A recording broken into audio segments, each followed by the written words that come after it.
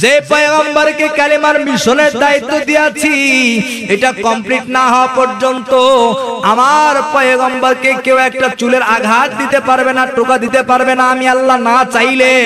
এই জন্য আমি আল্লাহ রব্বুল আলামিন আমার নবীকে সাহায্য করার জন্য তোমাদেরকে নাজিল করলাম, যাও যাও ওই বেদুইনগুলোকে কুচু কাটার মতো ধ্বংস করে দিয়া আমার পয়গম্বরের পতাকা ওই মুহূর্তে উত্তোলন করে দাও।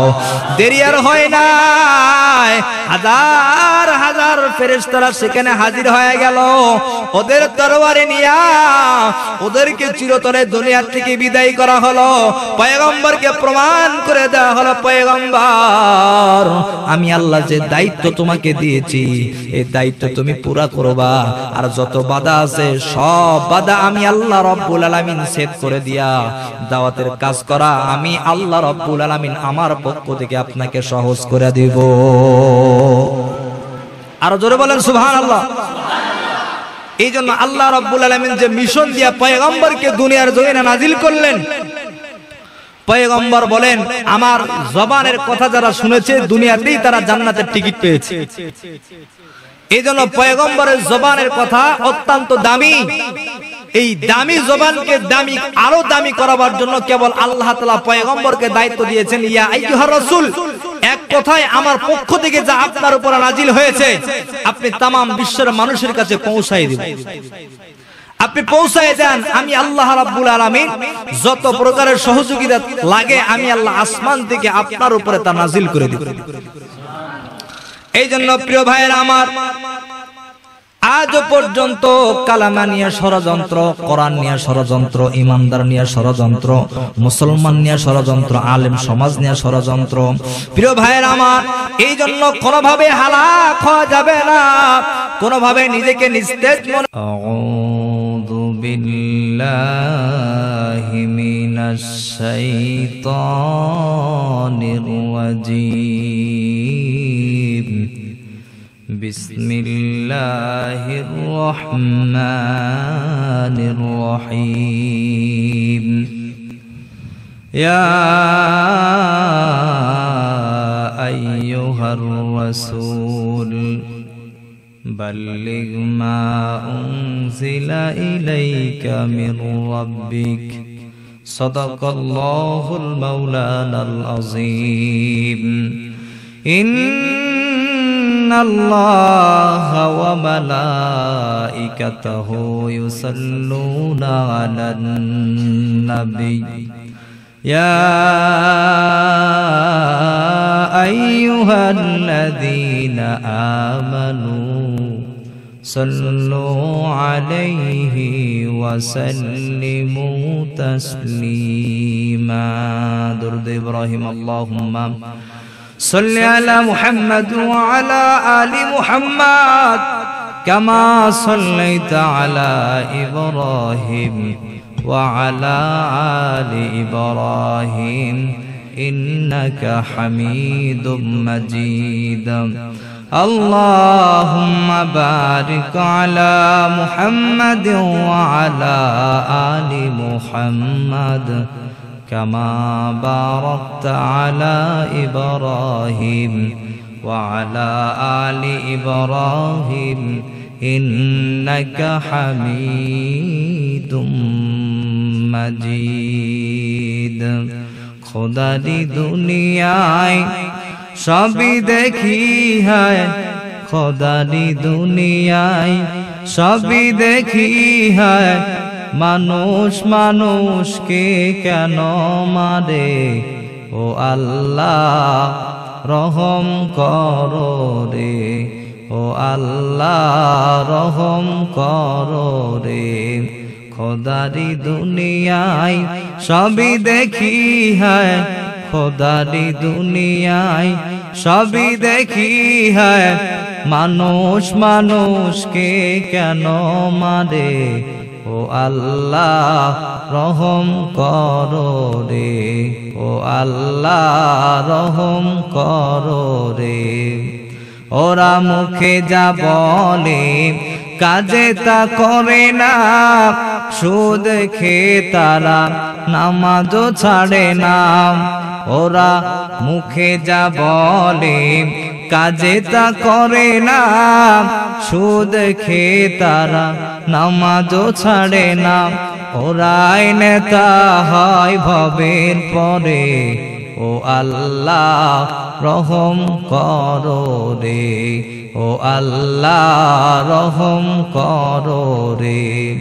খুনি সন্ত্রাসী জালেম যারা আইন তাদের পকেটে, ধর্মপ্রাণ আলেম যারা বিনা অপরাধে জেল খাটে, ও আল্লাহ রহম করো রে, ও আল্লাহ রহম করো রে। লিল্লাহে তাকবীর। আলহামদুলিল্লাহ। যে মহান মনিব, মহান সত্তা, মহান মালিক আমাদের সকলকে একত্রিত হয়ে কোরআনের মজমায় বসে কিছু আলোচনা শুনবার সুযোগ করে দিয়েছেন, সেই মহান মনিবের দরবারে কালেমাতুর শুকর আদায় করছি আলহামদুলিল্লাহ। এখানে আসার তৌফিক দিয়েছেন কে? সে আল্লাহর দরবারে শুকরিয়া আদায় করার দরকার আছে না নাই? এজন্য সকলে দিল খুলে শুকরিয়া আদায় করছি আলহামদুলিল্লাহ। দরুদ ও সালাম বর্ষিত হোক সাইয়েদনা মুহাম্মদ রাসূলুল্লাহ পড়ুন সাল্লাল্লাহু আলাইহি ওয়াসাল্লাম। সম্মানিত সুধী মুআজ্জাজ মুহতারাম উপস্থিত দিনদার পরহেজগার আমার ভাইরা, আল্লাহ রাব্বুল আলামিন এতক্ষণ যাবত ধৈর্য সহকারে আমাদেরকে বসে রেখেছেন।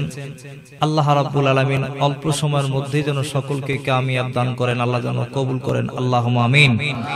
সম্মানিত প্রিয় সুধী, আল্লাহ রাব্বুল আলামিন নাজিলকৃত কোরআন 30 পারা কোরআনুল কারীম থেকে অসংখ্য আয়াত, অসংখ্য সূরা থেকে আল্লাহ রাব্বুল আলামিন ছোট্ট একটি আয়াতের অংশ বিশেষ তেলাওয়াত করেছি।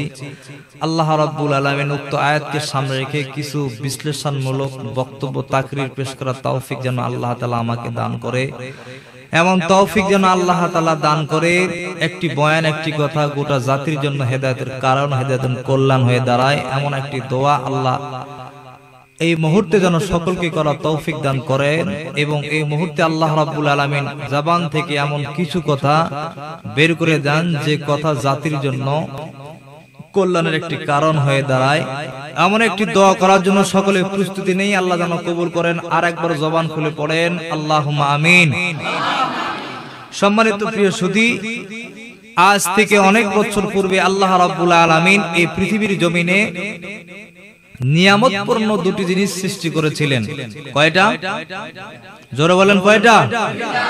দুইটা নিয়ামতপূর্ণ জিনিস আল্লাহ রাব্বুল আলামিন নাজিল করেছিলেন। ভূমিকায় লম্বা না করে শর্টকাট করে সংক্ষিপ্ত আকারে কিছু কথা আমরা আলোচনা শুনব, বোঝার চেষ্টা করি। আল্লাহ সুবহানাহু ওয়া তাআলা আজ থেকে অনেক বছর পূর্বে এই পৃথিবীর জমিনে দুটি জিনিস নাজিল করেছিলেন। সে সময়, যে সময়ে মানুষ নির্যাতিত, অপমানিত, লাঞ্ছিত, অপদস্থ, অবহেলিত এবং অন্যায় অশ্লীল বেহায়াপনা কাজ যা মানুষের কাছে ঘটতো না, মানুষের সামনে হতো না, এমন একটা অন্ধকার সময়ে আল্লাহ রাব্বুল আলামিন দুটি জিনিস পৃথিবীর জমিনে নাজিল করলেন।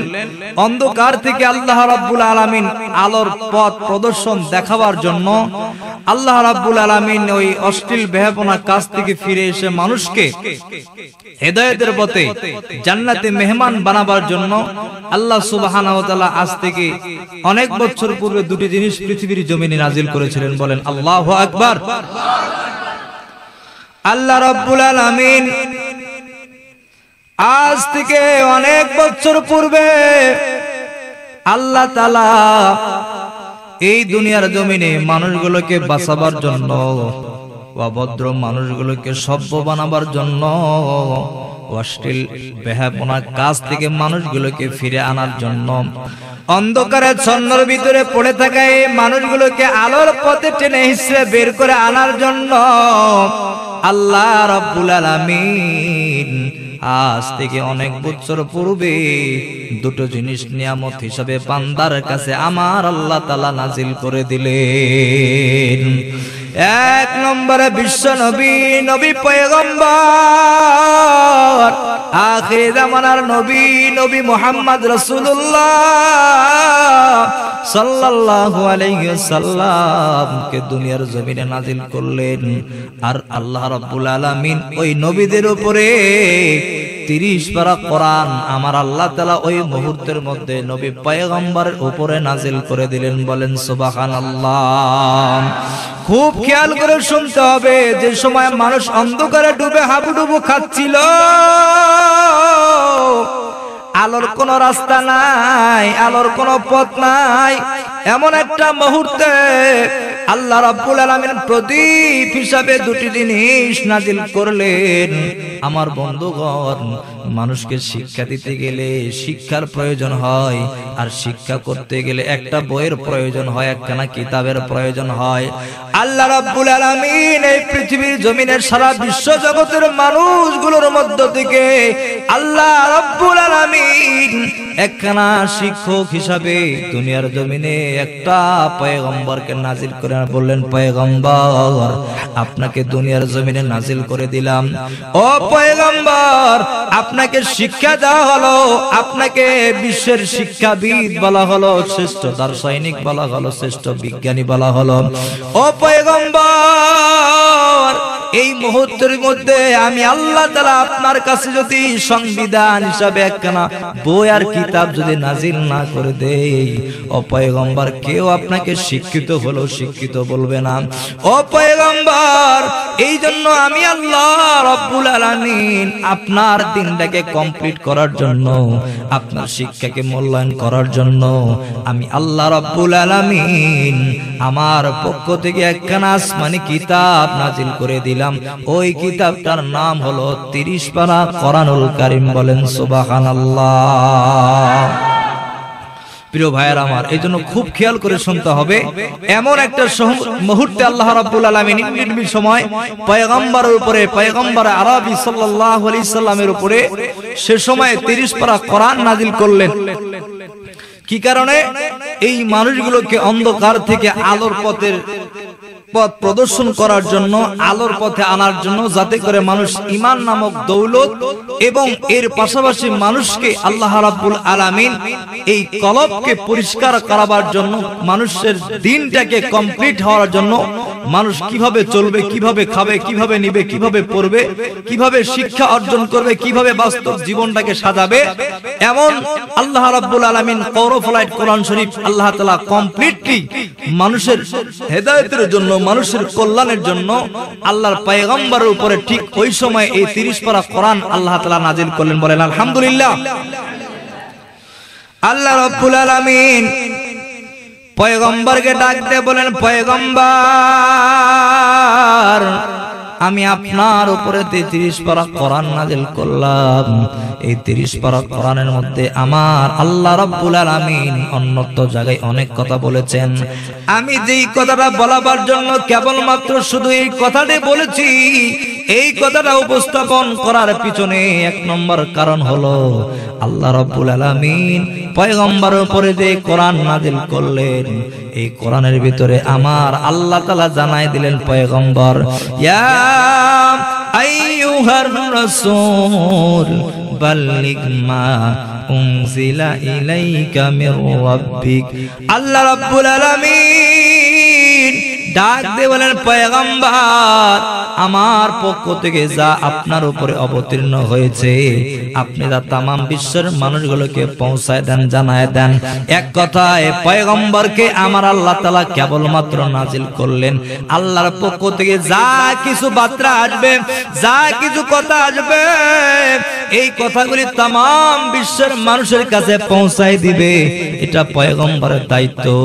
আর পয়গম্বর এই দায়িত্ব পাওয়ার পরে, পয়গম্বরের দায়িত্ব যখন পুরা করতেছেন, পুরা করবেন, আমার বন্ধুরা, সে সময় পয়গম্বরের কাছে বাণী যখন নাজিল হয়ে গেল, পয়গম্বর এক এক করে রওনা দিয়ে দিলেন। পয়গম্বর এক পা দুপা করে সামনে অগ্রসর হয়, আর পয়গম্বর চিন্তা করে এই মুহূর্তে আমাকে সিদ্ধান্ত নিতে হবে, কারণ আল্লাহর পক্ষ থেকে যেহেতু আবহাওয়া এসেছে, আল্লাহর পক্ষ থেকে যেহেতু বার্তা এসেছে, কথা এসেছে, আমার জীবনের বদলা হইল আমার দায়িত্বটা পুরা করতে হবে। পয়গম্বরের চিন্তাটা করেন আর সামনের দিকে অগ্রসর হন।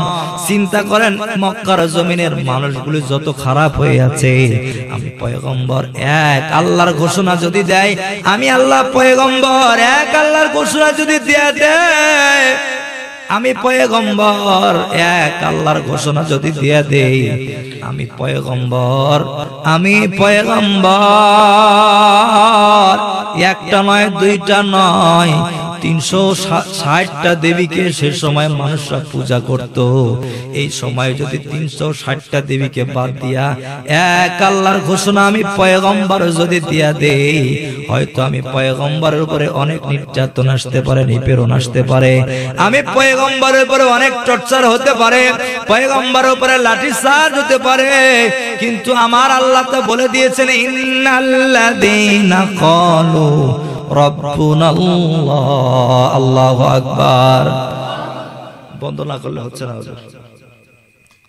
একটু অফ করে দিতে হবে। এক আল্লাহ ছাড়া দ্বিতীয় কোনো মাবুদ নাই, এক সত্তার উপর ঈমান আনতে হবে, এক আল্লাহর উপর ঈমান আনতে হবে। সবাই তো আমার উপরে ক্ষিপ্ত হয়ে যাবে, সবাই আমার উপরে রাগান্বিত হয়ে যাবে। এই মুহূর্তে আমি পয়গম্বর কেমনে এই ঘোষণা দিব? কিন্তু আল্লাহর আয়াত সামনে দাঁড়ায় গেছে, পয়গম্বর আমার পক্ষ থেকে যা আপনার উপরে অবতীর্ণ হয়েছে আপনি তা তামাম বিশ্বের মানুষের কাছে পৌঁছায় দেন। শর্ত হলো একটাই, পয়গম্বর আমার এই বার্তাগুলি, আমার এই কথাগুলি অবশ্যই বিশ্ব মানবতার সামনে তুলে ধরতে হবে, কথা বলতে হবে। পয়গম্বর চিন্তা করলেন জীবন নাশকতার ভয় করলে চলবে না। 360টা দেবীকে তারা গ্রহণ করেছে, এক আল্লাহর উপর বিশ্বাস স্থাপন করে পয়গম্বর আজ থেকে ঘোষণা দিবে লা ইলাহা ইল্লাল্লাহু মুহাম্মাদুর রাসূলুল্লাহ। পড়ুন সাল্লাল্লাহু আলাইহি ওয়াসাল্লাম। প্রিয় ভাইরা আমার, ঠিক ওই মুহূর্তে পয়গম্বর কালেমার দাওয়াত প্রসারিত করার জন্য, ইসলামকে প্রসারিত করার জন্য পয়গম্বর আর দেরি করলেন না। কালেমার দাওয়াত প্রত্যেকটা ঘরে ঘরে পৌঁছাই দিতে লাগলেন। পয়গম্বর আলাইহিস সালাতু ওয়াস সালাম সমস্ত দাওয়াতি কাজ করার পরে পয়গম্বর একটু ভারাক্রান্ত হৃদয় নিয়ে বসে পড়েছেন আপন গৃহের মধ্যে, আপন বাড়ির মধ্যে। পয়গম্বর আপন বাড়ির মধ্যে মনটা শীতল করে বসে আছেন।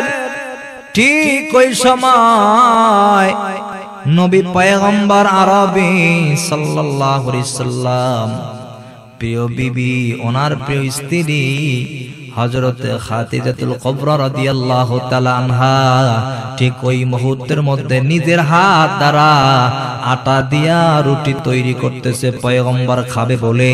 ঠিক ওই মুহূর্তের মধ্যে পয়গম্বরের বাড়ির মধ্যে একটা নয় দুইটা নয় পাঁচটা লোক পয়গম্বর দরজার মধ্যে হাজির হয়ে গেছে। আল্লাহু আকবার।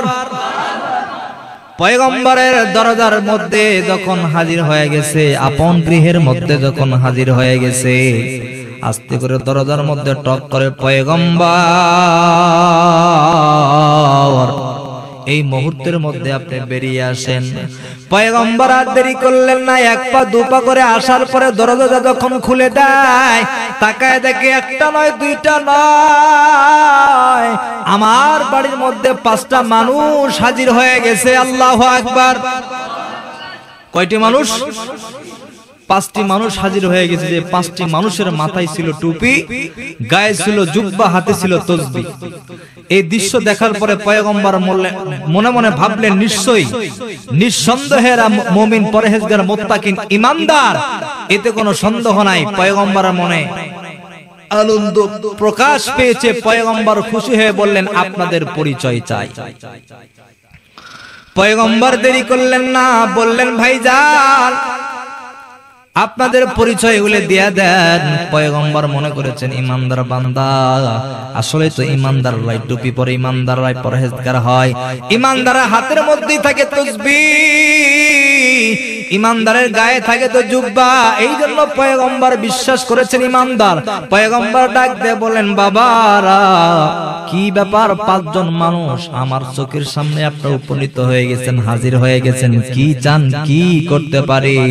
ওই মুহূর্তের মধ্যে আর দেরি করলেন না, 5 জন ব্যক্তি জবাব দিয়ে বললেন, পয়গম্বর আপনি যে কালেমার মিশন চালাইতেছেন, ওই কালেমার মিশন চালাতে আমাদের কাছে এত ভালো লেগেছে পয়গম্বর, আমরা যখন অন্যান্য ভাইদের কাছে এটা প্রকাশ করেছি, তারা এত সুন্দরভাবে এই বিষয়টাকে কনসেপ্ট করে নিয়েছে, তারা আপনার হাতে হাত রেখে বায়াত গ্রহণ করে মুসলমান হতে চায়। এখন বলেন তো, পয়গম্বরের মিশন হলো ইয়া আইয়ুহার রাসূল, যেটা আল্লাহর পক্ষ থেকে সেটা পৌঁছায় দিবে। পয়গম্বর আলাইহিস সালাতু ওয়াস সালাম দ্বীনকে প্রসারিত করার জন্য কালেমার দাওয়াত নিয়ে প্রত্যেকটি দাঁড়ে দাঁড়ে প্রত্যেকটি ঘরে ঘরে ঘুরছেন। ঠিক ওই মুহূর্তের মধ্যে পয়গম্বরের কাছে 5 জন ব্যক্তি এসে ডাক দিয়ে বলে, পয়গম্বর হাজারো জনতা, লক্ষাধিক জনতা আপনার হাতে হাত রেখে বায়াত গ্রহণ করে এখনই কালেমা পড়ে মুসলমান হইতে চায়। পয়গম্বর যদি কষ্ট মনে না করে নেয়, এখনই মুহূর্তে আমাদের সাথে যদি রওনা দেন, ওই যে বেতেলাম পাহাড় দেখা যায়, ওই পাহাড়ের পরেই হচ্ছে অনেক ইহুদি খ্রিস্টানরা সারিবদ্ধভাবে দাঁড় হয়ে আছে, তারা কালেমা পড়ে মুসলমান হয়ে যাবে। বলেন সুবহানাল্লাহ। এখন বলেন তো, পয়গম্বরের মনটা খুশি না বেজার? জোরে বলেন, খুশি না বেজার? কারণ পয়গম্বরের 1 নম্বর মিশন কালেমা, সেই কালেমার সামনে তারা হাজির হয়ে গেছে, কালেমা পড়ে মুসলমান হতে চায়। পয়গম্বর খুশি হই করে। পয়গম্বরের মনের মধ্যে এত খুশি, আনন্দর উল্লাস, আনন্দর বাতাস বইতেছে। এবার পয়গম্বর ডাক দিয়ে বললেন, ও খাদিজা, আমি একটু এই মুহূর্তে আমার দাওয়াতে মিশনের কাজ করার জন্য যাইতে চাই, আমারে অনুমতি দিয়ে দাও। খাদিজাতুল কুবরা ডাক দিয়ে বলে, ও পয়গম্বর আপনি দেরি করবেন না পয়গম্বর, আপনার যে মিশন এই দুনিয়ার জগতে ইসলামটারে প্রসারিত করতে হবে, এই কারণে অবশ্যই তারা কালেমা পড়ে মুসলমান হইবার চায়। আপনি আর দেরি করেন না, দ্রুত গতিতে চলে যান। কিন্তু ভিন্ন দিকে দাঁড়ায় আছে মাত্র 8 বছর বয়সী কন্যা, যার নাম হইল ফাতেমা। আল্লাহু আকবার বলেন। ফাতেমার বয়স সে সময় 8 বছর বয়স। 8 বছর বয়সে বাবার দিকে তাকিয়ে বলে, বাবা এখনো রুটি হইতেছে, আপনি আর আমি এক থালায় বসে রুটি গ্রহণ করে রুটিটা আমরা খাবো বাবা, এখন আপনি বাড়ি থেকে বের হবেন না। 2 চোখ দিয়া পানিগুলো জমিনে পড়তেছে। আরে বাচ্চা মানুষ বোঝে না, এই জন্য বাবাকে ডাক দিয়ে বলতেছে, বাবা আপনি বাড়ি থেকে বের হবেন না বাবা, ততক্ষণ পর্যন্ত মা রুটি তৈরি করতেছে, রুটিগুলা ভাজার পরে যখন থালায় দিবে একসঙ্গে বসে আমরা খাবো। ও বাবা এখন আপনি বাড়ি থেকে বের হবেন না, ঘর থেকে বের হবেন না। আস্তে কইরা ফাতেমাকে কোলের মধ্যে উঠায় নিয়া আদরের কন্যাটার গালের মধ্যে একটা চুমু দেয়, কপালের মধ্যে একটা চুমু দেয়, ডাক দিয়ে বলে, ফাতেমা রে দুঃখ করিও না, কান্না করিও না, তোমার কান্নাটা থামাও রে মা। আমি পয়গম্বর যে মিশন আর দায়িত্ব দিয়া আমার আল্লাহ আসমান থেকে আমাকে পাঠাই দিল, সেই দায়িত্ব আমাকে পুরা করতে হবে। ও ফাতেমা, তবে আমি বাবা হইয়া তোমারে ওয়াদা দিলাম, ওই বেতেলাম পাহাড়ে শত শত ইহুদিদেরকে মুসলমান বানায়া ওখান থেকে ফিরে এসে একসঙ্গে বাড়িতে বৈশা আমরা বাবা মেয়ে এক থালায় বসে খাবো। বলেন সুবহানাল্লাহ। এমন আশা নিরাশার মধ্য থেকে পয়গম্বর দেরি করলেন না, দ্রুত গতিতে খুশির চোটে 5 জন ব্যক্তির সাথে রওনা দিয়েছে। 1 পা 2 পা করে অগ্রসর হয়, আর 5 জন ব্যক্তি একে অপরের দিক মারে ঠেলা, আর করে চিন্তা, একে অপরকে ডাক দেয় বলে, ওহে ভাই, পয়গম্বর যে এত বোকা এটা আমাদের জানা ছিল না। পয়গম্বরের সামনে আমরা যে পোশাক নিয়ে পয়গম্বরের কাছে সামনে আমরা হাজির হয়ে গেছি, পয়গম্বর বুঝতে পারে নাই আমরা ষড়যন্ত্র করে পয়গম্বরকে ডেকে মারার জন্য বের করে নিয়ে যাইতেছি। ও ভাই, এই আমাদের মধ্যে এখন একটা চূড়ান্ত সুযোগ এসেছে পয়গম্বরকে হত্যা করা, দুনিয়ার থেকে বিদায় করে দেওয়া। তার কারণ যে মিশন পয়গম্বর চালায়, এই মিশন যদি পয়গম্বর মক্কা নগরীতে ভরপুর করে দেয়, হাজার হাজার মানুষ পয়গম্বরের দলে যায়, পয়গম্বরের হাতে হাত রেখে বায়াত গ্রহণ করে মুসলমান হয়ে যায়। এখন আমরা আমাদের দল তো ভারী হয় না, আমাদের দল তো তীক্ষ্ণ হয়ে যায়, পাতল হয়ে যায়। আমাদের দলটা দলবদ্ধ না হইয়া বরঞ্চ একে একে আমাদের দলটা নিষ্পেষিত হয়ে যাচ্ছে, একবারে নিঃশেষ হয়ে যাচ্ছে। এই জন্য পাঁচজন ব্যক্তি একে অপরের দিক তাকায় আর বলে পয়গম্বরকে এক্ষুনি দুনিয়ার থেকে বিদায় করে দিতে হবে। পয়গম্বর তো আর জানে না এই ষড়যন্ত্রের কথা। পয়গম্বর এক পা দু পা করে অগ্রসর হইতেছে। যখন বেতলাম পাহাড়ের কিনারায় চলিয়া যায়, বেতলাম পাহাড়ের কিনারায় যাওয়ার পরে পয়গম্বরের ডানে তাকায়, বামে তাকায়, সামনে তাকায়, পিছনে তাকায়, দেখে কোনো মানুষের সন্ধান নাই। তখন পাঁচজন ব্যক্তিকে ডাক দেয়া বলে, কি ব্যাপার? তোমরা তো নিজেরাই বলেছো বেতলাম পাহাড়টা পার হয়ে গেলেই কিছু সংখ্যক লোক দেখা যাবে আর তারা আমার হাতে হাত রেখে বায়াত গ্রহণ করে মুসলমান হয়ে যাবে। কোথায় সেই মানুষগুলো? আমি তো দেখতে পাই না। পাঁচজন ব্যক্তি মুস্কে হাসি দেয়া বলেন, ও আব্দুল্লাহ বেটা মুহাম্মদ, এই মুহূর্তে চিরতরের জন্য ডুবে যাবে তোর বেলা। আসমান থেকে দেখবে তোর আল্লাহ চূড়ান্ত পর্যায়ের খেলা।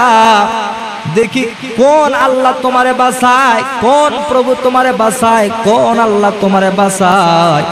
আমরা তোমাকে কেবলমাত্র এখানে ডেকে এনেছি দুনিয়া থেকে বিদায় করে দেওয়ার জন্য। পয়গম্বর যা ছিল সব সাজানো আর গোছানো। আমরা মোটেও মুসলমান নয়, ইমানদার নয়। তবে দূর থেকে তাকায় দেখো, সমস্ত মানুষগুলো তীর নিয়ে ধেয়ে আসতেছে, তলোয়ারে নিয়ে ধেয়ে আসতেছে। পয়গম্বরের গলাটা, বডি থেকে গলাটা একেবারে শেষ করে ফেলবে, বর্ষা নিক্ষেপ করবে, তীর নিক্ষেপ করে পয়গম্বরকে দুনিয়া থেকে বিদায় করবে। পাঁচজন ব্যক্তি বললেন, খবরদার, এক সেকেন্ডের জন্য নড়াচড়া করবেন না পয়গম্বর। আপনি সামনে তাকায় দেন, আপনাকে ঘিরে ফেলা হয়েছে। আপনি বামে তাকায় দেখেন, আপনাকে ঘিরে ফেলা হয়েছে। এক কথায় পয়গম্বরকে চতুর্দিক থেকে যখন ঘিরে ফেলেছে কাফের বেদুইনরা চূড়ান্ত পর্যায়ের সিদ্ধান্ত নিয়ে পয়গম্বরকে মারার সিদ্ধান্ত নিয়েছেন। পয়গম্বর ঠিক এই মুহূর্তে আল্লাহ দরবারে দুটি হাত তুলে ডাক দিয়ে বলে, আল্লাহ, এখন আমি বিশ্বাস করছি তুমি আল্লাহ ছাড়া কেউ নাই, আমি তোমার উপরে অটল। এই জন্য আল্লাহ রাব্বুল আলামিন ডাক দিয়ে বলে, ইন্নাল্লাযীনা ক্বালু রাব্বুনাল্লাহ সুম্মা ইসতাকামু তাতানাজ্জালু আলাইহিমুল মালায়েকা। আল্লাহু আকবার। আল্লাহর পয়গম্বর ডাক দিয়ে বলে, আল্লাহ, এখন পর্যন্ত আপনার উপরে আমি অটল আছি আল্লাহ। জানি আমার দুনিয়াতে কেউ নাই, এক আল্লাহ ছাড়া বিশ্বাস করছি আল্লাহ। আপনি তাকায় দেখেন, আমি পয়গম্বরকে ধোঁকা দিয়া তারা কালেমার সাথে বেয়াদবি কইরা আমি পয়গম্বরকে হাজির করেছে, চতুর্দিক থেকে আমাকে ঘিরে ফেলেছে। এই মুহূর্তে আমার দুনিয়া থেকে বিদায় করে দিবে। ও আল্লাহ, তুমি তো নিজেই বলেছো পয়গম্বর, আমি আল্লাহর পক্ষ থেকে যা আপনার উপরে অবতীর্ণ হয়েছে পৌঁছায় দেন। তারপরে যদি কোনো ফারাক্কা আছে, যদি কোনো প্রাচীর আছে, আমি আল্লাহ রব্বুল আলামিন আমার পক্ষ থেকে ফেরেশতা নাজিল কইরা সব চৌচির করে দিয়া আমি অবশ্যই কালেমার পতাকা দুনিয়াতে বকবক করে উঠাই দেব। বলেন সুবহানাল্লাহ। পয়গম্বর কেঁদে কেঁদে এই দোয়া যখন করে, আল্লাহ রব্বুল আলামিন ডাক দিয়া বললেন, ফেরেশতা জিবরাইল দেরি করিস না, দেরি করিস না। আমার পয়গম্বরকে যারা মেরে ফেলতে চায়, আমি আল্লাহ রাব্বুল আলামিন ডাক দিয়ে বললাম, আমি আল্লাহ রাব্বুল আলামিন বললাম, যেই প্রতীক আমি পয়গম্বরের দায়িত্ব দিয়েছি, যে পয়গম্বরকে কালিমার মিশনের দায়িত্ব দিয়েছি, এটা কমপ্লিট না হওয়া পর্যন্ত আমার পয়গম্বরকে কেউ একটা চুলের আঘাত দিতে পারবে না, টোকা দিতে পারবে না, আমি আল্লাহ না চাইলে। এই জন্য আমি আল্লাহ রাব্বুল আলামিন আমার নবীকে সাহায্য করার জন্য তোমাদেরকে নাজিল করলাম, যাও যাও ওই বেদুইনগুলোকে কুচু কাটার মতো ধ্বংস করে দিয়া আমার পয়গম্বরের পতাকা ওই মুহূর্তে উত্তোলন করে দাও। দেরি আর হয় না, হাজার হাজার ফেরেশতারা সেখানে হাজির হয়ে গেল। ওদের তরবারি নিয়া ওদেরকে চিরতরে দুনিয়া থেকে বিদায় করা হলো। পয়গম্বরকে প্রমাণ করে দেওয়া হলো, পয়গম্বর আমি আল্লাহ যে দায়িত্ব তোমাকে দিয়েছি, এই দায়িত্ব তুমি পুরা করবা। আর যত বাধা আছে সব বাধা আমি আল্লাহ রাব্বুল আলামিন ছেদ করে দিয়া দাওয়াতের কাজ করা আমি আল্লাহ রাব্বুল আলামিন আমার পক্ষ থেকে আপনাকে সহজ করে দিব। আর জোরে বলেন সুবহানাল্লাহ। এই জন্য আল্লাহ রাব্বুল আলামিন যে মিশন দিয়া পয়গম্বরকে দুনিয়ার জমিনে নাজিল করলেন, পয়গম্বর বলেন আমার জবানের কথা যারা শুনেছে দুনিয়াতেই তারা জান্নাতের টিকিট পেয়েছে। এই জন্য পয়গম্বরের জবানের কথা অত্যন্ত দামি। এই দামি জবানকে দামি আরো দামি করার জন্য কেবল আল্লাহ তাআলা পয়গম্বরকে দায়িত্ব দিয়েছেন, ইয়া আইয়ুহার রাসূল, এক কথায় আমার পক্ষ থেকে যা আপনার উপর নাজিল হয়েছে আপনি তামাম বিশ্বের মানুষের কাছে পৌঁছায় দিবেন। আপনি পৌঁছায় দেন, আমি আল্লাহ রাব্বুল আলামিন যত প্রকারের সহযোগিতা লাগে আমি আল্লাহ আসমান থেকে আপনার উপরে তা নাজিল করে দিব। এই জন্য প্রিয় ভাইয়েরা আমার, আজ পর্যন্ত কালামা নিয়ে ষড়যন্ত্র, কোরআন নিয়ে ষড়যন্ত্র, ইমানদার নিয়ে ষড়যন্ত্র, মুসলমান নিয়ে ষড়যন্ত্র, আলেম সমাজ নিয়ে ষড়যন্ত্র। প্রিয় ভাইয়ের আমার, এই জন্য কোনোভাবে হালাক হওয়া যাবে না, কোনোভাবে নিজেকে নিস্তেজ মনে করা যাবে না, নিস্তেজ হওয়া যাবে না। আল্লাহ তো নিজেই ঘোষণা দিয়েছেন, পয়গম্বর দুনিয়া থেকে নবুয়তের দরজায় তালা লাগাইয়া পয়গম্বর দুনিয়া থেকে বিদায় হয়েছেন, কিন্তু নেবে নবী দেখার ওলামায়ে কেরাম আজ দুনিয়াতে আছে। আল্লাহ রাব্বুল আলামিন ডাক দিয়া বলেন, আল উলামা ওয়ারাসাতুল আম্বিয়া, ওলামায়ে কেরাম হলো নবীর ওয়ারিস। আমার ভাইরা, যতদিন পর্যন্ত এই দেশের মধ্যে গোটা বিশ্ব জগতের মধ্যে ওলামায়ে কেরাম থাকবে, ততদিন পর্যন্ত আল্লাহ রাব্বুল আলামিন এই দুনিয়াকে ধ্বংস করবেন না, এটা আল্লাহর ওয়াদা। আমার ভাইরা, এই জন্য খুব খেয়াল করে শুনবেন, এই মিশন পয়গম্বর আমাদের হাতে তুলে দেয়া পয়গম্বর দুনিয়া থেকে বিদায় হয়েছেন, এই পয়গম্বরের কথাটা আমাকে স্মরণ রাখতে হবে। পয়গম্বরের দায়িত্ব ওলামায়ে কেরামদের হাতে অর্পণ কইরা পয়গম্বর দুনিয়া থেকে বিদায় হয়েছে। আজকে পয়গম্বর নাই, কিন্তু হাজার হাজার লক্ষাধিক পয়গম্বরের ওয়ারিস রয়েছেন, ওলামায়ে কেরাম রয়েছে। নবীর জবানের কথায় যে সমস্ত মানুষরা হেফাজত হয়ে যাইতো, ইমানদার হয়ে যাইতো, নবীর জবানের কথা শুনলে জান্নাতের টিকিট পাইতো, আজ পর্যন্ত কোন ইমানদার পরহেজগার মুত্তাকি হক্কানি ওলামায়ে কেরামের কথার মাধ্যমে, কথার পরামর্শ যদি আজও চলাফেরা করে, আমার আল্লাহ রাব্বুল আলামিন ডাক দিয়া বলে দিয়েছেন, বান্দা আমার, পয়গম্বরের কথাকে যারা সম্মান দেয়, ইজ্জত দেয়, ওলামায়ে কেরামের কথা শুনবে। এই হাদিসটি সহিহ মুসলিম শরীফের হাদিসের মধ্যে উল্লেখ করেছেন আব্দুল্লাহ ইবনে আব্বাস রাদিয়াল্লাহু তাআলা আনহু ডাক দিয়া বললেন, ও বিশ্ব জগতের মানুষেরা শোনো, স্বয়ং আমি আব্দুল্লাহ ইবনে আব্বাস পয়গম্বরে আরবির সামনে বসা, আর পয়গম্বর ডাক দিয়ে বলেন, আব্বাস, আমি একটা চূড়ান্ত পর্যায়ের বক্তব্য দিয়ে গেলাম, সেটা হলো আমি পয়গম্বর যখন দুনিয়ার থেকে বিদায় হব, আমি আল্লাহ রাব্বুল আলামিন ডাক দিয়ে বলে গেলাম, আমার অধিকাংশর মুজিজা, অধিকাংশর নিয়ামত আমি আমার ওলামায়ে কেরামদেরকে দিয়ে গেলাম। এই জন্য প্রিয় হাজিরিন, সব সময় চিন্তা করতে হবে, আমরা যেহেতু পরহেজগার মুত্তাকি ইমানদার মুসলমান, যেহেতু কালেমা তয়্যিবা পড়ে মুসলমান হয়েছি, এই জন্য কোনোভাবে নিজেকে নিস্তেজ মনে করা যাবে না, নিজেকে কোনোদিন শক্তিহীন মনে করা যাবে না। এই দেশে গোটা পৃথিবীতে কালেমার পতাকা একদিন না একদিন উত্তীর্ণ হবে, যতদিন পর্যন্ত ঈমান নামক দৌলত এই সিনার মধ্যে থাকবে। কথা ঠিক না বেঠিক? এই জন্য প্রিয় ভাইরা, নবী যখন এই মিশন নিয়ে আসছেন, আবু জেহেল বিভিন্ন ভাবে বাধা দেওয়ার চেষ্টা করেছে পয়গম্বর যেন এই কালেমার দাওয়াতকে প্রসারিত করতে না পারে, কিন্তু কোনোভাবেই পয়গম্বরের দাওয়াতকে ঠেকানো যায় নাই, বরঞ্চ যেখানেই পয়গম্বরকে আঘাত দিয়েছে সেখানেই পয়গম্বরের পতাকা, কালেমার পতাকা উত্তীর্ণ হয়েছে। আজকেও যেই জায়গার মধ্যে উলামা ইকরামের প্রতি আঘাত আসতেছে, উলামা ইকরামের শরীর থেকে রক্ত ঝরতেছে, নিশ্চিত ওইটা সত্য, সেই জায়গার মধ্যে আল্লাহ রাব্বুল আলামিন কালেমার পতাকা উত্তীর্ণ করে দেবে। বলেন সুবহানাল্লাহ। হুজুর অপ হইছে নাকি?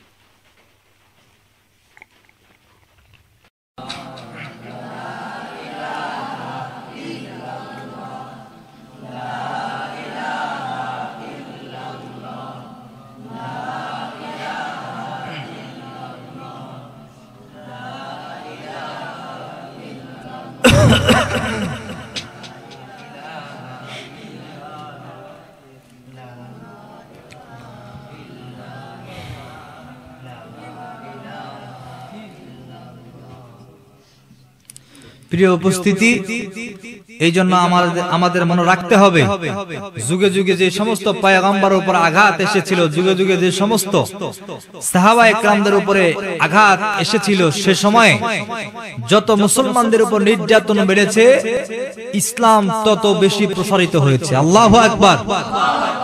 এজন্য এই বাণীটা যেহেতু আল্লাহর পক্ষ থেকে এসেছে, যেটা আল্লাহর পক্ষ থেকে এসেছে সেটা কেউ দুনিয়াতে দাবানো পারবে না। এই কথাটা বিশ্বাস করার দরকার আছে না নাই? সম্মানিত প্রিয় ভাইয়েরা আমার, এই জন্য আল্লাহর নবী ডাক দিয়ে বললেন, আমার সাহাবারা,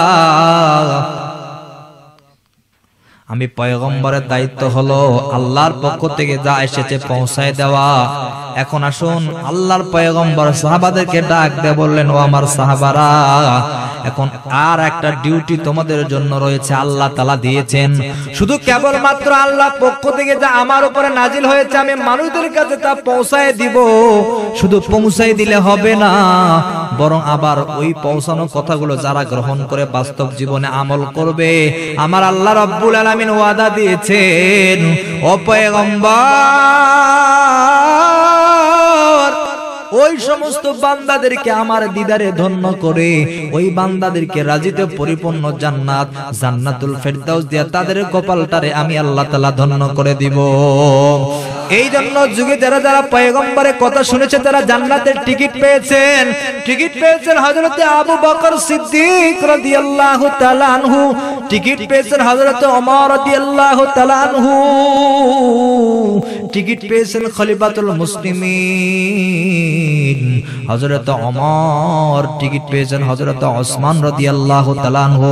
নবীর কথা যারা শুনেছেন তারাই টিকিট পেয়েছেন। শুধু তাই নয়, এদিকে হযরত আলী,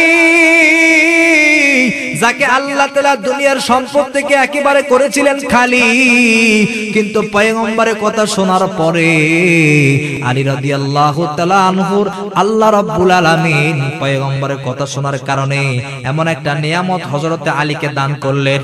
প্রথম নিয়ামত অজস্র ইলম আল্লাহ তাআলা হযরতে আলীকে দান করেছিলেন।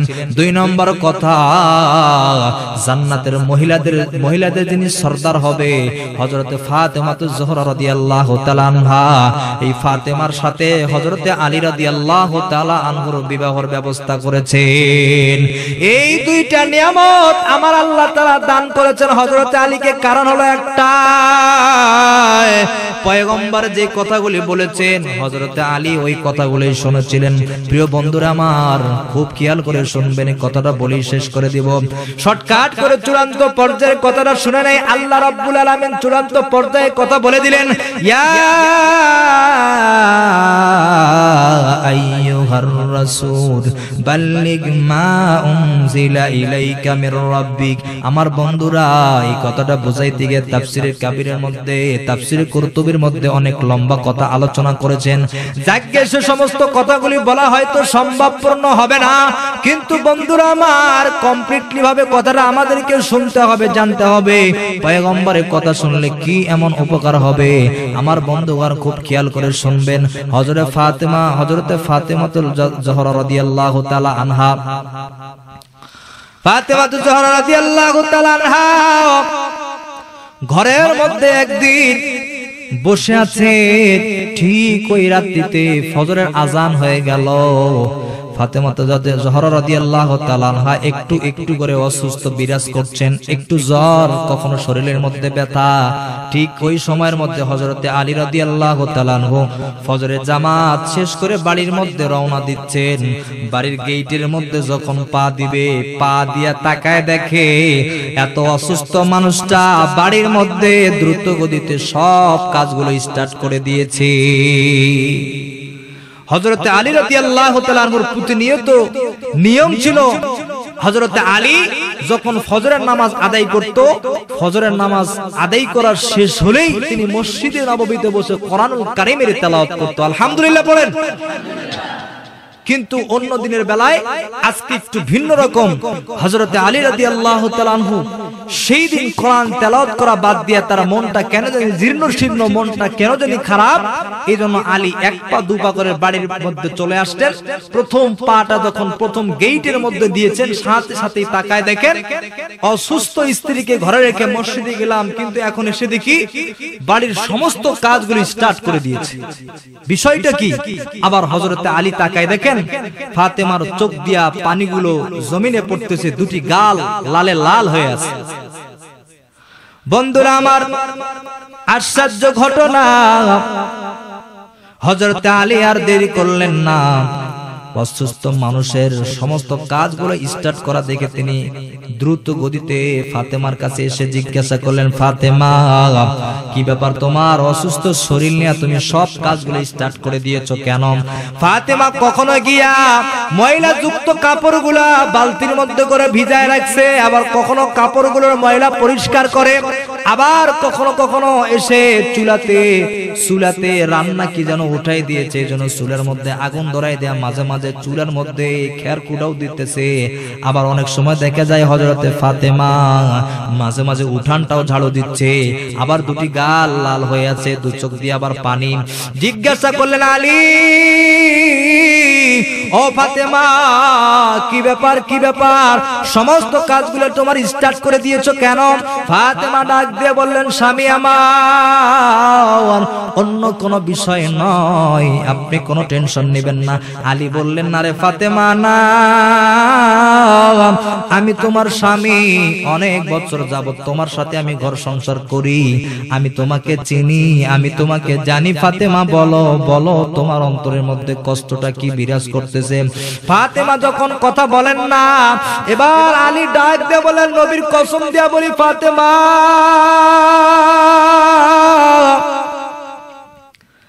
এই মুহূর্তের মধ্যে তুমি দেরি করিও না, পয়গম্বরের ইজ্জতের কসম করা বলি, বলো বলো তোমার কি হয়েছে? দেরি আর করলেন না। ফাতেমা হাউমাউ করে কেঁদে দিয়া ডাক দেয়া বলে, স্বামী আমার আজকে রাত্রে বেলায় স্বপ্নে দেখি, মধ্যরাত্রিতে স্বপ্নের মধ্যে তাকায় দেখি যেই নবী দুনিয়া থেকে বিদায় হওয়ার বয়স মাত্র 6 মাস, নবী আমার দুনিয়ায় নাই, 6 মাস হলো নবী দুনিয়া থেকে বিদায়। কিন্তু বন্ধুরা রে, ফাতেমা ডাক দিয়ে বলেন, আলী স্বপ্নের মধ্যে আমার বাবা খবের মধ্যে হাজির হয়ে গেছে, কি জানে অন্ধকারের মধ্যে ঘরের মধ্যে তালাশ করতেছে। আমি ফাতেমা ডাক দিয়ে বলেন, বাবা অন্ধকারের মধ্যে আপনি কি খুঁজতেছেন?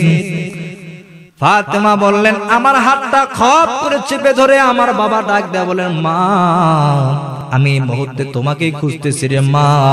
ফাতেমা ডাক দিয়ে বলেন, বাবা 6টা মাস কেটে যায় তোমার সাথে আমার কোনোদিন সাক্ষাৎ হয় নাই বাবা।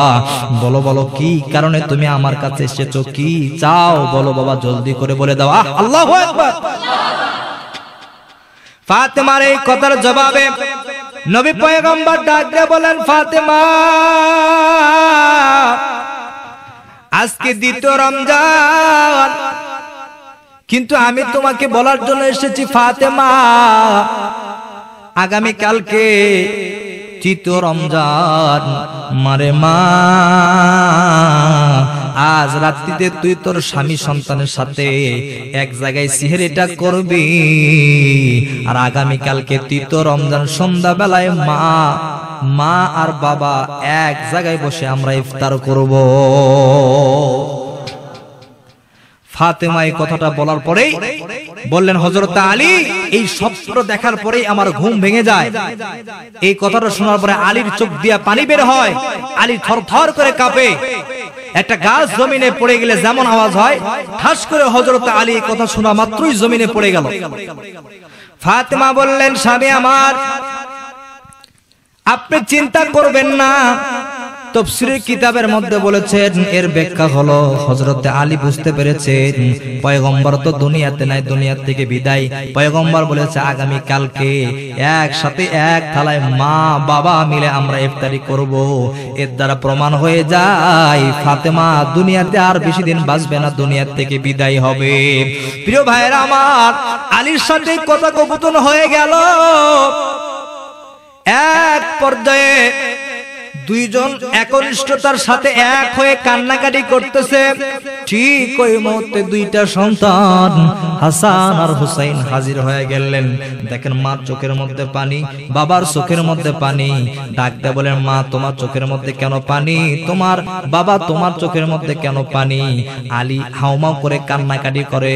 ফাতেমা ডাকতে বলেন, বাবা অন্তত আজকের দিনে তোরা আমাদের বিরক্ত করিস না, যা তোরা তোদের এই মুহূর্তে তোদের নানার কবরের কিনারায় যা। আমার বন্ধুরা রে, দুইটা সন্তান মার কথা শুনে একটা দৌড় দিয়া নানাজির কবরের দিকে যায়। ভিন্ন দিকে স্বামী স্ত্রীর মাঝে কথা শুরু হয়ে যায়। যাকে অনেক লম্বা ইতিহাস, যে কথাটা বলাবার জন্য এতদূর পর্যন্ত আল্লাহ একটু মনোযোগ দিয়ে শোনেন। প্রিয় ভাইরা আমার, ফাতেমা ডাকতে বলেন, স্বামী আমার, আমি তো দুনিয়া থেকে বিদায় হব, কিন্তু তোমার সাথে চূড়ান্ত পর্যায়ে তিনটা কথা আমার আছে, তিনটা ওয়াদা তুমি দিবা কিনা বলো। আলী ডাকতে বলেন, অবশ্যই আমি তোমারে দিব, তুমি শুধু বলে দাও। ফাতেমা কান্দে, হযরত আলীও কান্দে। আলী ডাকতে বলে, ফাতেমা রে, আমি গরিব আলী, তোমারে ঠিক মতো খাওন দিতে পারি নাই, খাবার দিতে পারি নাই, কাপড় দিতে পারি নাই। পরনে একটা কাপড় অনেক সময় তুমি কেটে দিয়েছো। আবার কোন বেলা একটা বেলা ভাত, তোমার এক মুঠো মা ভাত আমি ভালোভাবে খাইতে দিতে পারি নাই। ও ফাতেমা, বলো তুমি আমারে মাফ করছো কিনা? ফাতেমা ডাকতে বলে, আলী আপনার মতো স্বামী পেয়ে আমি অত্যন্ত খুশি, তবে আমার আচরণে আপনি কষ্ট পাইলে মাফ করে দিবেন। স্বামী স্ত্রীর সাথে কথোপকথন হয়ে গেল, একে অপরকে মাফ করে দিল। দেওয়ার পরে ফাতেমা ডাকতে বলে, আলী তিনটা কথা আমি তোমাকে বলবো, বলো শুনবানি? আলী বলেন, অবশ্যই আমি শুনবো, তুমি বলে দাও। হযরতে ফাতেমা তখন ডাক দেয়া বলেন, আমার এক নম্বর বক্তব্য হলো, স্বামী আমার, আমি যেদিন দুনিয়া থেকে বিদায় হব, আমার দাফন কাফন সম্পন্ন করার পরে এই মহল্লাবাসী তন্ন তন্ন করে খুঁজে যেই মেয়েটাকে পছন্দ হয় সেই মেয়েটাকে আপনি বিবাহ করবেন। আমি স্ত্রী হইয়া নির্দেশ দিয়ে গেলাম। বলেন সুবহানাল্লাহ। আলী যত এই কথাগুলো শোনে ততই ভেঙে পড়ে, আলী সহ্য করতে পারে না। এবার ফাতেমা ডাকতে বলেন, আলী আমার দুই নম্বর বক্তব্য বলো, আলী আমার দুটি সন্তান আমি বিদায় হলে, আমি দুটি সন্তান আমার কাছ থেকে ফারেক হয়ে যাবে, আলাদা হয়ে যাবে, এতিম হয়ে যাবে, মাকে মা বলে ডাক দিতে পারবে না। এই ছোট্ট ছোট্ট বাচ্চাদেরকে রেখে আমি দুনিয়া থেকে বিদায় হচ্ছি। স্বামী আমার, আপনি যখন বিবাহ করবেন সন্তানের কথাগুলো বলে যাবেন, ও আমার স্বামী, আমার 2 নম্বর কথা হলো সপ্তাহে একটা দিনকে বাছাই করে নিয়া, একটা দিনকে ধার্য করে ওই দিন সারাটা দিন রাত আমার 2টি সন্তানকে তুমি সময় দিবা, এই ওয়াদাবদ্ধ হয়ে যাও। প্রিয় ভাইয়ের আমার, 3 নম্বর কথা, ফাতেমা ডাক দিয়ে বলেন, স্বামী আমার 3 নম্বর বক্তব্য বলো, স্বামী, আর আমি যেদিন দুনিয়া থেকে বিদায় হব, দুনিয়ার কোন মানুষ যেন আমার মৃত্যুর সংবাদ না পায়। তোমরা বাবা সন্তান 3 জন মিলা আমার জানাজা দাফন সব সম্পন্ন করবা। কেউ যেন দুনিয়ার কোন মানুষ যেন এই খবরটা না জানে। এই কথাটা শোনার পরে 1 নম্বর কথা হযরতে আলী সহ্য করেছে, 2 নম্বর কথা সহ্য করেছে, কিন্তু 3 নম্বর কথাটা আলী সহ্য করতে পারলেন না। ফাতেমাকে ডাক দিয়ে বলেন, ফাতেমা রে, এটা আমি করতে পারবো না। এত বড় একজন মানুষ তুমি, নবীর কন্যা তুমি, জান্নাতের যুবকদের সরদারিনী মা তুমি, জান্নাতের মহিলাদের সরদারিনী তুমি ফাতেমা। সেই ফাতেমা দুনিয়ার থেকে বিদায় হবে, দুনিয়ার মানুষ জানবে না, এটা তো হতে পারে না। ফাতেমা ডাক দিয়ে বলেন, স্বামী আমার, তাহলে চূড়ান্ত পর্যায়ে কথা শুনে না। প্রিয় ভাইয়েরা আমার, যে কথাটা বোঝাবার জন্য এতদূর পর্যন্ত আল্লাহ আসল কথা এসেছে, একটু খেয়াল করবেন। আল্লাহ পয়গম্বরের কথা ঠিক ওই মুহূর্তের মধ্যে হাজির হয়ে গেল, মনে পড়ে গেল। ফাতেমা ডাক দিয়ে বলেন, ও আলী, আমি একদিন বাবার দরবারে বসা, পয়গম্বরের দরবারে বসা, ঠিক ইন্টিমেট সময় নবী পয়গম্বর ডাক দিয়ে বলেন, ফাতেমা, এই মুহূর্তে আমার উপরে আল্লাহর একখানা বিধান নাজিল হয়ে গেল। ওয়াকরনা ফি বুয়ুতিকুন্না ওয়ালা তাবাররাজনা তাবাররুজাল জাহিলিয়াতিল উলা। ও ফাতেমা, পর্দা নামক বস্তু এই মুহূর্তে আমার উপরে নাজিল হয়ে গেছে। ফাতেমা রে, আমি বাবা হইয়া তুমি মেয়েকে বলে গেলাম, মা, আমাকে যে আল্লাহ তাআলা দায়িত্ব দিয়ে পাঠাইছেন, আল্লাহর পক্ষ থেকে যা কিছু নাজিল হবে পৌঁছায় দেওয়া। ও মা, এই মুহূর্তে আমার উপরে পর্দার আয়াত নাজিল হয়ে গেল। মা, তুই ওয়াদা দে আজকের পর থেকে কোনোদিন বেপরদাই করবি না। ও আলী, সেই দিন আমি আমার বাবাকে ওয়াদা দিয়েছি, চূড়ান্ত ওয়াদা। বাবা, আমি ফাতেমা যতদিন জীবিত থাকবো, জিন্দা থাকবো, কোনোদিন পর্দার খেলাপ করব না। আমার ভাইরা, হযরতে আলী রাদিয়াল্লাহু তাআলা আনহুকে ডাক দেবেন, আলী, শোনো শোনো তাহলে ঘটনা।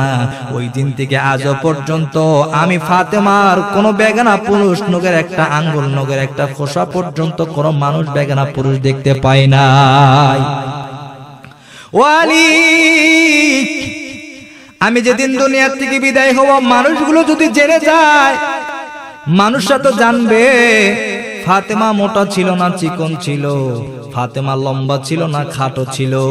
এই বিষয়টি তারা অবগত হলেই আমি ফাতেমার পর্দার খেলাপ হয়ে যায়। আর আমার বাবা বলেছে, মা খবরদার, পর্দার খেলাপ তুই করবি না।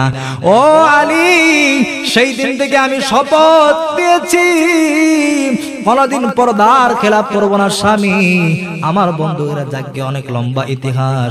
এই কথাটা সমাপ্ত হয়ে গেল।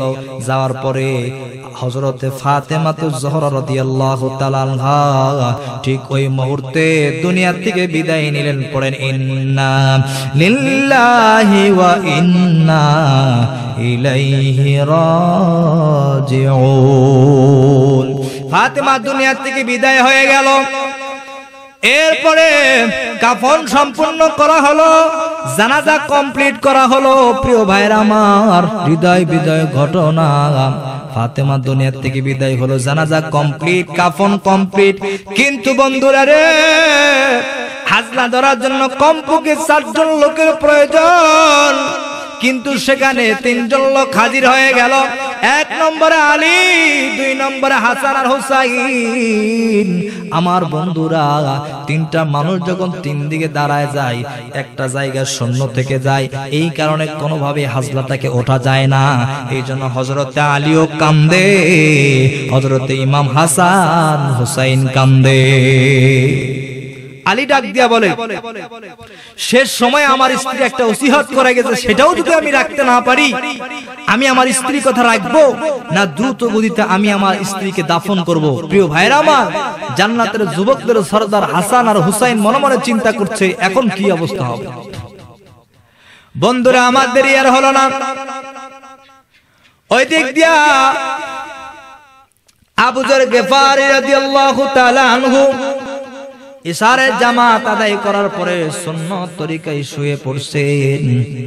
ভিন্ন দিক দিয়া হঠাৎ করে ঘুমটা বেঁধে রেখে ঘুমটা বাদ দিয়া কার জানে নির্দেশে আবু যর গিফারী রাদিয়াল্লাহু তাআলা আনহু এক পা দু পা করে ওই হাজলার দিকে অগ্রসর হয়। দূর থেকে তাকায় দেখে আলী দবদবে একটা মানুষ আসতেছে কোথা থেকে, আমি তো কাউরে খবর দেই নাই। লোকটা যখন আসলো জিজ্ঞাসা করলো, কে গো তুমি কে? হযরত আবু যর গিফারী ডাক দিয়ে বলে, আলী। অনেক লক্ষ্য করে দেখো, চিন্তা করে দেখো, আমারে চিনতে পারো নাকি? আমি হলাম রাসূলের প্রিয় সাহাবা, মুরব্বী সাহাবা হযরত আবু যর গিফারী। বলেন আল্লাহু আকবার। আলী ডাক দিয়ে বলে, এত গভীর রজনীতে আমরা দাফন সম্পন্ন করব, এই মুহূর্তে কে তোমারে খবর দিল? আর কিভাবে তুমি খবর পাইছো আর জায়গার মধ্যে হাজির হয়ে গেছো? আবু যর গিফারী দু চোখের পানি ফেলে ডাক দিয়া বলে, আলী রে, আমি এশারের জামাতের সাথে নামাজ আদায় করার পরে আমি যখন সুন্নত তরিকায় শুয়ে গেছি, স্বপ্নের ভিতরে কি জানি ডাক দেয়া বলে, আবু যর, এখানে কেন ঘুমায় আছো? দেরি করো না, যাও যাও, আমার মেয়ের দাফন সম্পন্ন হয় নাই, দাফন সম্পন্ন করা প্রয়োজন।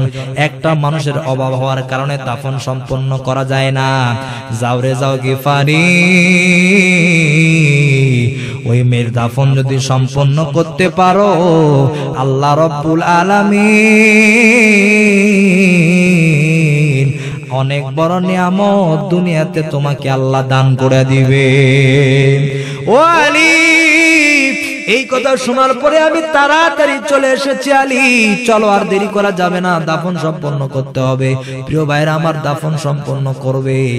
ফাতেমা রাদিয়াল্লাহু তাআলা আনহাকে যখন কবরের মধ্যে রাখা হবে, রাখার পূর্বে হযরত আবু যর গিফারী রাদিয়াল্লাহু তাআলা আনহু ডাক দেয়া বলেন, ও কবর, তোমার আছে কি কোনো খবর? সাবধান হয়ে যাও রে কবর। যাকে কবরের মধ্যে রাখতেছি, তোর পেটের মধ্যে যারা রাখতেছি, সাধারণ কোন বান্দি নয়, সাধারণ কোন মহিলা নয়। এই মহিলা হচ্ছে, এই মেয়েটা হচ্ছে নবী আখির জামানার পয়গম্বরের কন্যা। শুধু তাই নয়, জান্নাতি মহিলাদের সর্দার যিনি হযরত ফাতেমা, জান্নাতের যুবকদের সর্দার হাসান আর হুসাইনের মা। খবরদার রে কবর, কোন প্রকারের বেয়াদবি তুই করবি না। এবার কবর থেকে আওয়াজ মানুষের মতো ভেসে আসে। কবর ডাক দেয়া বলে, ও আবু যর গিফারী, ও আবু যর গিফারী, আমি কবর ফাতেমা বুঝি না, হাসান বুঝি না, হুসাইন বুঝি না, নবী বুঝি না, আউলিয়া বুঝি না, সাহাবা একরাম বুঝি না, কিছুই বুঝি না। আমি কবর তাকে বুঝি, তাকে চিনি, যার ভিতরে আমল আছে, যার ভিতরে পরহেজগারি আছে। আমি তাকে ছাড়া আর কাউকে চিনি না। আমি আল্লাহ রাব্বুল আলামিনের হুকুমের দার, আমি আল্লাহ রাব্বুল আলামিনের গোলাম। এই জন্য যারা আমল নিয়ে কবরে আসবে, আমি কবর তাকে পরিত্রাণ দান করব। আমল নিয়ে কবরে না আসলে ফাতেমাও বুঝি না, দুই দিক থেকে কবর, আমি দুইটা চাপ দিয়া এই পাজরের হার ওই পাজরে পৌঁছাই দেব। বলেন নাউজুবিল্লাহ। প্রিয় ভাইয়ের আমার, এখান থেকে শিক্ষা নিতে হবে। আল্লাহ রাব্বুল আলামিন ডাক দিয়ে বলেন, পয়গম্বর আমার পক্ষ থেকে যা নাজিল হয়েছে আপনি পৌঁছায় দেন।